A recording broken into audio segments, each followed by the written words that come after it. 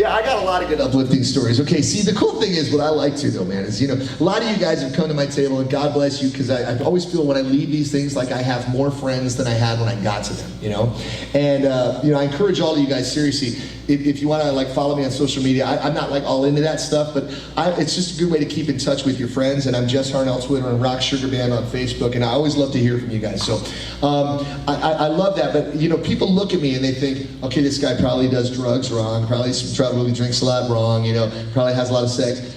Anyway, but no, seriously, man, seriously. It's like, but at the same time, I swear to you that one of my favorite things in life to do is to encourage people and help people and lift people up and make people maybe feel a little bit better about themselves than they did. And I'll just tell you a very quick story. It's my favorite con story I ever had. I was doing this Comic-Con in Salt Lake City, and I'm looking at my line, and unlike this con, it was very, very busy. And I mean, this is nice too, because it's intimate. We can just hang out like this, right? But there was, like, hundreds of people in my line, and I look back and I see these 3 women, and let's just say these women looked like they had just gotten out of prison, okay? I mean, they looked badass. They had huge tattoos and neck tattoos and nose rings and mohawks, and they just looked like they were gonna kick his ass. In fact, they did kick his ass. Okay, he doesn't like to talk about it. And Brett Parker, they kicked Brett Parker's ass too, really bad, right back there. But it's like, they just look. Oh, you said kick? Yeah. They didn't, oh yeah. No, they kicked, yeah. So anyway, so they come walking up to me, and as they're walking up, I'm like, look at these ladies, man, there's gotta be a story here. And they had 2 little kids with them, And they come walking up, and I just decided, I'm like, nobody ever flirts with these girls, because these girls look too scary. So I lean back, and I just kind of looked at them, and I go, well, they finally let the hot girls in, didn't they? And they started giggling. And I go, look at you guys, man. Seriously, you're gonna make me forget my name. Here's my credit card. Just go get yourself something, right? And so now they're laughing like they're at a Justin Bieber concert and they're 13 years old. So we start having this interaction, and it's really cool. And I tell the one lady, I said, she was talking to me, and I said, I got to tell you the truth, man. I couldn't hear what you were saying because your eyes are so blue. I feel like you're gonna hypnotize me, and all this stuff, right? And she says, oh, it's very sweet, right? Well, they go walking away, and it was this unexpected interaction. I said to the little kids, I said, who's your mommy? And they go, this lady. I said, you think it's cool she took you to the Comic-Con? They go, yeah. I go, it's cooler than you think, because in 10 years you're gonna go, my mom was so cool, she took me to this freaking crazy thing and she hung out with me all day, and that's amazing. My dad would not have done that, and you're awesome that you got to do this, whatever. So they walk away. True story. Like 30 seconds later, I'm signing for somebody else, and one of these biker-looking ladies comes running back to me. She goes, my friend's over there, she's bawling her eyes out. I said, what do you mean? She said, she's just crying really hard. Maybe you can come over. And I'm thinking, because sometimes I do say things that I totally should not say, right? Absolutely. Yeah. and I'm like, and I'm thinking, maybe I said something, that offended her or whatever. Maybe it was the $100 I took from her purse. I didn't know what it was. And that's not true, man. And so I walk over to her, and she's crying. And I go, hey, listen, man. I said, I don't know if I said something that hurt your feelings. I said, I really didn't mean to if I did that. She goes, no. She goes, I was just telling my girlfriend, since she's sobbing. She goes, that I've been married for 18 years. She goes, and my husband has never said anything as nice to me as what you just said. Yeah.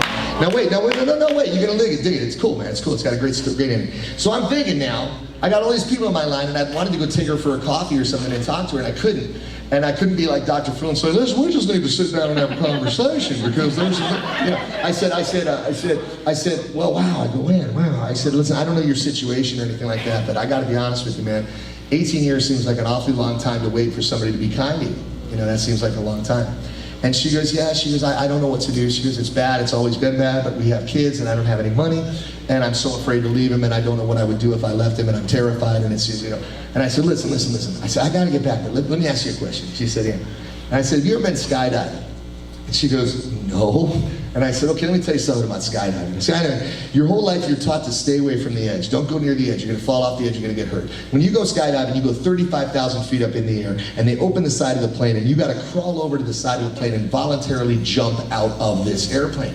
I said, and what's amazing is you're more scared than you ever thought you could be, and you're falling, and you're falling, and you're falling, and you're terrified, and then you start to fly. And I said, and see, the moral of that story is that sometimes you have to do what you're afraid to do before you can fly. Right? And I said, so just think about that. And she's like, yeah, I really will. I said, okay. She goes, can I get a picture with you? I don't have any money. I said, yeah. So we take a picture, right? So I go back to my booth and I'm signing stuff. Well, like 9 months later, I'm working on that Minions movie. Did you guys see that Minions movie? And I'm working on that, and I get a break for lunch, and they go, hey Jess, it's lunch. I said, okay, cool. And this production assistant says, hey Jess, will you sign something for me? And I said, yeah, totally. And she takes out this picture, and it's me with that girl from Salt Lake City, with the mohawk. And I'm like, oh my God, I remember her. I talked to her. And I said, how's she doing? She goes, oh, she's doing really, really good, really. And I said, is this your friend? She goes, yeah, we're in the same support group. And we met in the same support group. I said, what support group is that? She said, it's for battered women, right? Because apparently her husband was in there, which is no excuse for that. And I go, wow. I said, yeah. And she told me that she had a bad relationship. I said, is she, things going any better? She goes, she's better than she's ever been. She left her husband. She's got a little apartment, and she's got a job, and she's taking care of the kids, and she's got a divorce, and he's gone, he's out of her life, and things are really, really changing for her. In fact, this is going to be her housewarming present. I'm going to have it framed. And I said, oh, that's awesome. And I said, I talked to her, I had a conversation, and she started nodding, and I said, oh, she told you about it? She goes, check it out. And she showed me on her phone, this girl put a blog on her Facebook page, and it said, a stranger changed my life today, right? And it was all about the conversation we had. And she wrote it that day. And what I'm saying, see, look, you asked a great question, do I have a really good go-to story about a con? This is a great go-to story about a con, but it's also a really good go-to story about life. Because if you take the time to be nice to somebody and encourage them, you never know. This could be somebody who's like at the end of the road, man. And they don't have anywhere to go, and they don't know what they're gonna do. And by you taking the time to do something like that, you literally could really help somebody out, And I know I'm like the last person that you look at and expect to hear something like this, but nonetheless, it made me very happy. It was cool.